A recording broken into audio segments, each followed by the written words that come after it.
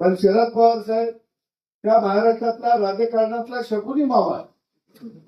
त्याला बरोबर शकुनी मामाने डाव टाकलं आणि आलेलं राज्य जनतेनं निवडून दिलेलं राज्य हिरावून घेतलं. परंतु फार काळ त्यांना ते राज्य लाभलं नाही. परत एक वेळा एकनाथ शिंदे नावाच्या वाघानं बंड केलं आणि देवेंद्र फडणवीसच्या फाशीनं या महाराष्ट्रामध्ये खऱ्या अर्थानं परत महायुतीचं सरकार आलं.